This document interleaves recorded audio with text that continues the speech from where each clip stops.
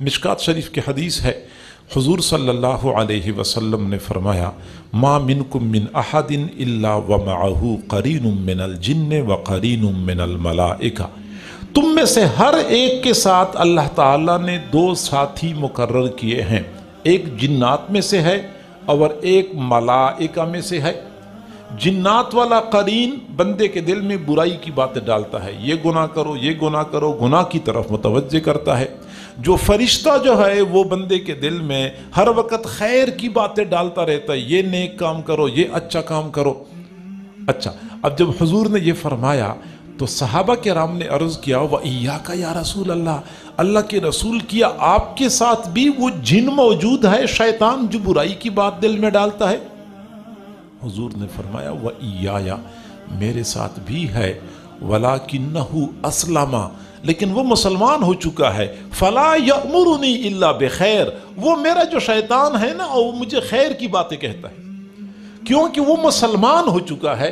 اب حضور صلی اللہ علیہ وسلم کے ساتھ رہنے کی وجہ سے وہ شیطان مسلمان ہو گیا، یہ تو شیطان کا معاملہ ہے۔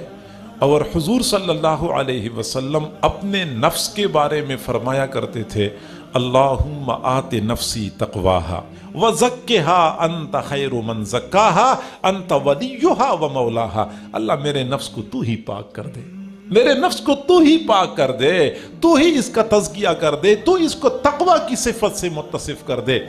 اور دوسرے مقام پہ آپ نے فرمایا وَلَا تَكِلْنِي إِلَىٰ نَفْسِي طَرْفَةَ عَيْن، اللہ پلک جھپکنے کے وقت کے برابر بھی مجھے میرے نفس کے حوالے نہ کرنا۔ اپنے نفس کے بارے میں حضور صلی اللہ علیہ وسلم اتنے محتاط اور حساس تھے کہ اللہ مجھے میرے نفس کے حوالے نہ کرنا، بے شک پلک جھپکنے کے برابر کیوں نہ ہو۔ جب بھی آپ خطبہ دیا کرتے تھے فرمایا کرتے تھے وَنَعُوذُ بِاللَّهِ مِن شُرُورِ أَنفُسِنَا وَمِن سَيِّئَاتِ أَعْمَالِنَا، معلوم ہوتا ہے کہ حضور صلی اللہ علیہ وسلم اپنے نفس کے بارے میں بڑے محتاط تھے۔ تو شیطان کے بارے میں تو فرمایا کہ وَلَكِنَّهُ أَسْلَمَ فَلَا يَأْمُرُنِي إِلَّا بِخَيْرٍ، میرا شیطان مسلمان ہو چکا ہے، مجھے صرف خیر کی باتیں بتاتا ہے۔ اور اپنے نفس کے بارے میں فرمایا کہ اللہ مجھے پلک جھپکنے کے برابر بھی میرے نفس کے حوالے نہ کر۔ حضرت یوسف علیہ السلام کا قول قرآن پاک میں موجود ہے، فرماتے ہیں وَمَا أُبَرِّئُ نَفْسِي إِنَّ النَّفْسَ لَأَمَّارَةٌ بِالسُّوءِ۔ حضرت داؤد علیہ السلام کو اللہ رب العزت نے ڈرایا یا داؤد انا جعلناک خلیفۃ فی الارض فاحکم بین الناس بالحق ولا تتبع الہوی فیضلک عن سبیل اللہ۔ داؤد علیہ السلام کو اللہ نے فرمایا کہ یہ نفسانی خواہشات آپ کو بھی اللہ کے راستے سے گمراہ کر دیں۔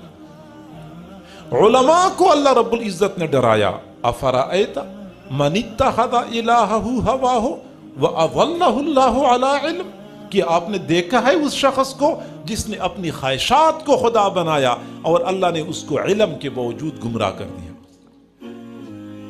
تو نفس سرکش ہوتا ہے، پیغمبروں کو بھی ڈرایا گیا ہے، حضرات علماء کرام کو بھی اس کی سرکشی اور شرارت سے ڈرایا گیا ہے۔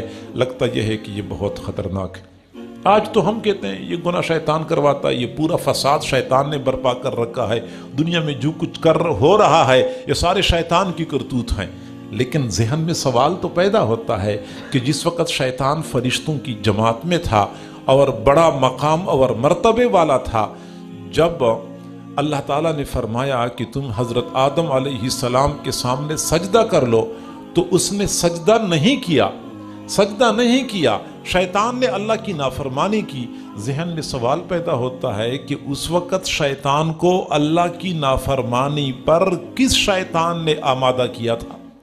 اس وقت کوئی اور شیطان تو موجود نہیں تھا، تو یہ کہنا پڑے گا کہ اس وقت شیطان کا اپنا نفس تھا جس نے اس کو آمادہ کیا کہ آدم علیہ السلام کے سامنے سجدہ نہیں کرنا، کہ انا خیر منہ خلقتنی من نار وخلقتہ من طین، میں اس سے بہتر ہوں کیونکہ آپ نے مجھے آگ سے پیدا کیا ہے اور اس کو مٹی سے پیدا کیا ہے۔ تو میں یہ کہہ سکتا ہوں کہ نفس وہ خطرناک دشمن ہے جس نے شیطان کو فرشتوں کی جماعت سے نکال کر ملعون اور مطرود بنا دیا ہے۔ آج تک اس پر لعنت اور پھٹکار برستی ہے کیونکہ یہ نفس کا مارا ہوا ہے، نفس نے اس کو دھکا دیا ہے۔